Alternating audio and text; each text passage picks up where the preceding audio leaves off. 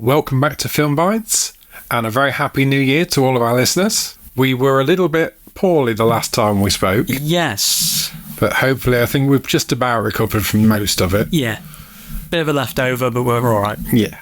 So this time we've gone for our first movie of 2024, and it's Night Swim. Now, before we get into that, if you listen to this, please do us a little favour, and could you hit like or subscribe, just so that you're aware of that. It really helps the channel, and it also means that you'll get to know all of our latest films that we review pretty much as and when we put them up. Okay, so Night Swim. What did you think, Jack? Well, initial expectations were fairly tame. It was very low, I'd say, because originally we hadn't really heard anything about Night Swim before. It was mainly just the clip that we saw in the cinema at the time. Yeah. Which, by the way, we had only seen the clip. We didn't know there was another trailer out. We assumed that the only trailer was the clip, and I would have really appreciated if they did that. We watched the trailer afterwards, and we'll get onto that a bit later, but I think the trailer spoils an awful lot, which horror has a bad habit for, and I hope it does change at some point. But the clip itself, I thought, okay, there's something to this. There's an interesting element to it, and the clip indicates that there's something wrong with the pool in your backyard, back garden. And it was like, okay, well, it's new. It seems different. Let's try it out. And, as I say, expectations were low. People were talking about it before we went in, saying there was different vibes about it. Apparently people had a bit of a laugh with it, which I thought, okay. And then there were other people saying it sounds interesting, but weird. When we finally watched it, I actually had a bit of fun with it. I thought that the storyline, whilst somewhat simple, I thought it got its points across quite well. I enjoyed the family aspects of the story. I thought that the camera work and sound design of this movie was actually really good. And I just really enjoyed it. I don't think it was amazing, but I certainly did enjoy it. I completely agree. And I think right from the very off, you knew where you were with it. It was quite a simple tale. But sometimes a simple tale is what you need. It does. And I think it opened up with a quite nice, slow sort of intro.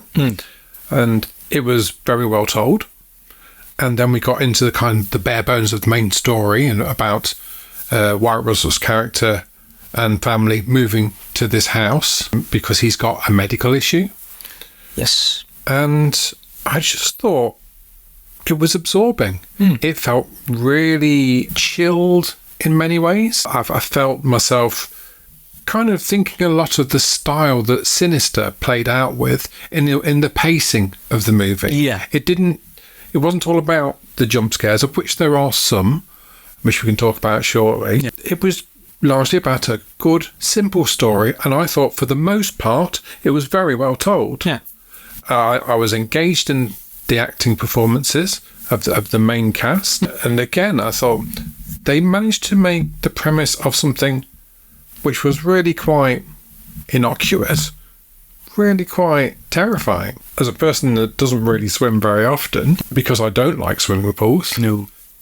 this had some really eerie moments in it. Oh, definitely. Even down to the camera work, we had POV shots that were just, that one's already making me feel visceral. There's moments which are quite encapsulating, not encapsulating, but it makes you more tense because you're not quite sure what the camera's going to be doing next, because it's erratic at points, but it's also quite smooth.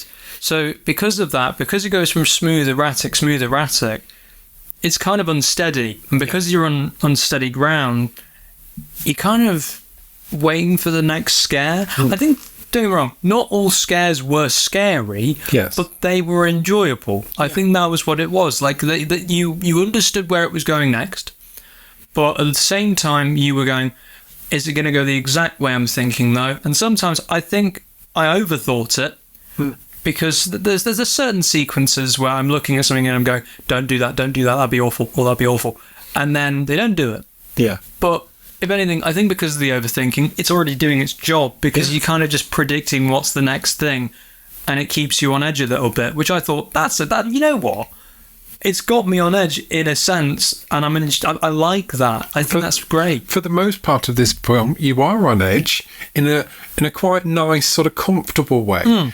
It's the kind of horror that you used to get back in some of the 80s ones. Yeah.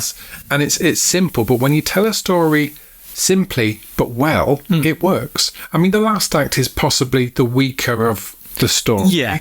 And I think possibly part of the reason for that is that in a lot of ways, it's a self-contained movie. It doesn't necessarily need to go on. It does not need to do sequels, no. But it can if it wants to, because obviously of where this particular premise comes from. Yeah.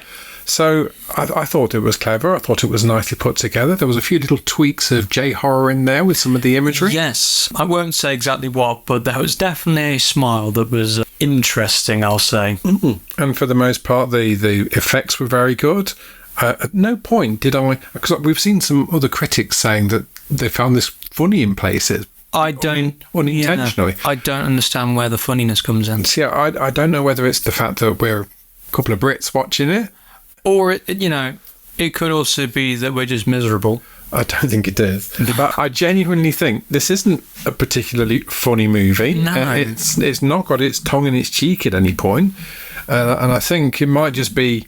If you're across the pond, that's how you may perceive certain people. I guess it's just strange, though, because at no point was I laughing, and at no point was I smirking because I found any piece of dialogue particularly silly. It was just, if anything, I chuckled a little bit when I was like, oh, I know where this is going. I don't like where this is going, but I know where this is going. Yeah. And it was like, you know what?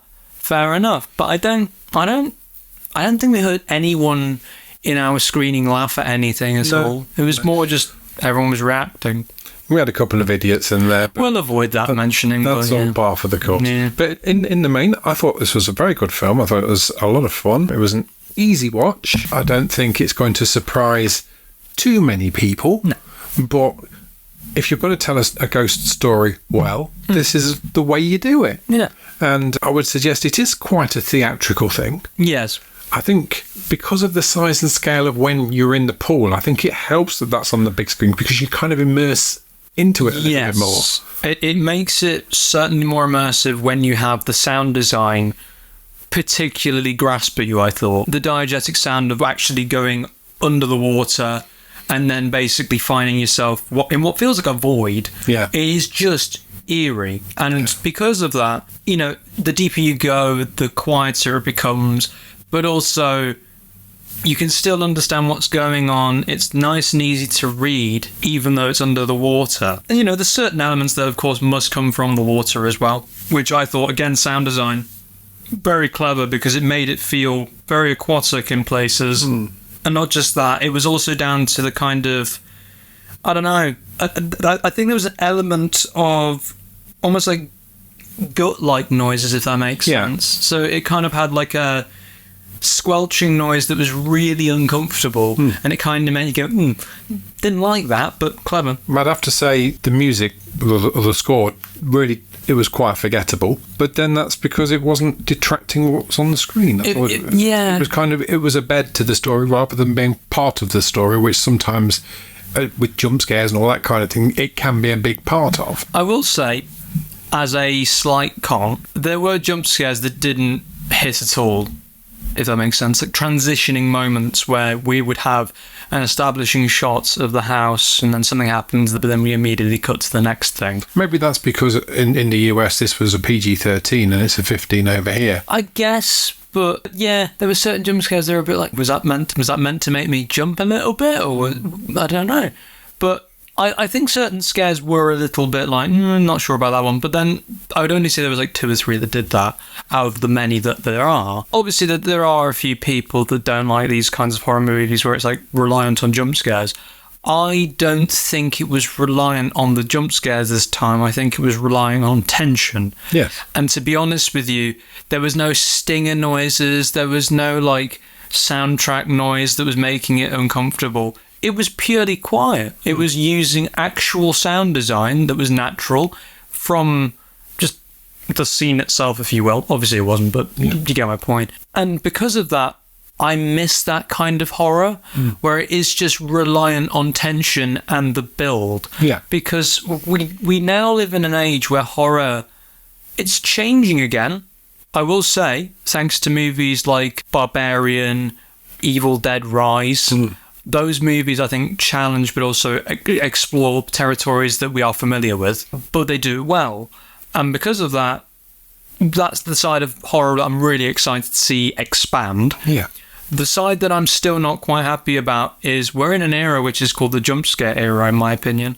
So it's just jump scare, loud noise, bang, bang, crash, cat meows, birds sweep overhead. It's getting a bit tiresome still. And because of that, the jump scares sometimes might not land. But I thought in this one, because it was building, I thought, okay, there's a bit of a Halloween vibe to this where it is just building of the shape. Yeah. And when we see the shape, oh God. And I miss stuff like that. I think I quite agree with you on that. In fact, you mentioned Halloween there. If Halloween had continued as an anthology of movies, this would actually have fit perfectly into that kind of I agree with that, actually, yeah. Yeah, and it's another one of those films which we've seen a small, short film on YouTube develop into a larger film on the big screen. We've seen it with Lights Out and a number of other ones. We've seen it with The Terrifier. It was a little bit shorter, wasn't it? I'm not sure about Terrified. There was The Jester. The Jester. Which is being made into a movie, which we will probably see, to be fair. What's nice is that stomping ground of YouTube is now becoming a platform. Yes. People like Blumhouse are obviously seeing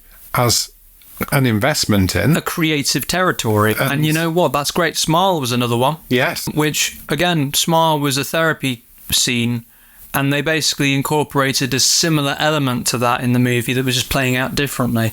And that was great. I really enjoy seeing YouTubers have their, visions shine finally. Yeah. There's one in particular which I'm intrigued if they do, because I can't remember the name exactly, but it was something like Where the Bell Tolls. Okay. And it was basically where a bell would be ringing and the ears would begin to bleed and you couldn't hear this creature start roaming around you. It's really creepy. And again, it was like little things where you see a silhouette in the background and you go, oh, it was there for a minute. And you go, that's great. I really like stuff like that. And again, I can actually see something like that becoming a movie. Yeah. I'd have to find it for you because I can't remember the exact name, but I thought it was probably one of my first movies as well as The Jester. Well, if it's on YouTube, it's worth tracking down. What was it called again? I can't remember the name. I think it was something to do with the bell tolls. But it would be great. Edit and we'll basically say what the actual name is, so I'll track that down. But it's a recommended video because I can see something like that being made into a big movie. I'm leaving that in. Okay, but anyway, great. Let's sum it up then. So, Night Swim. I really enjoyed it. I think it's a film that's definitely worth going out to the cinema to see. How about yourself? I completely agree. I disagree with a lot of the critics. I think that it's just a good horror movie start of the year. January has had the stereotype of, the horror movies are going to start out lazy and bad, but to be fair, I think this one's just a simple start. It's a good bit of fun.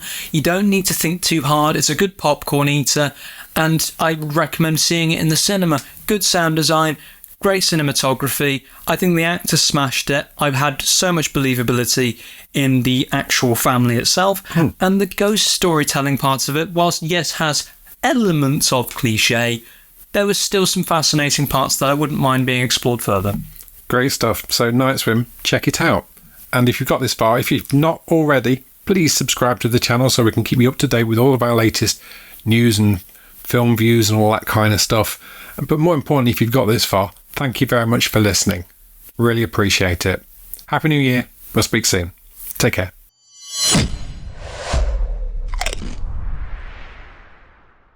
Thank you so much for joining us on this episode of Film Bites Podcast. We hope you enjoyed our discussion about all things film. We love creating content for movie buffs like you.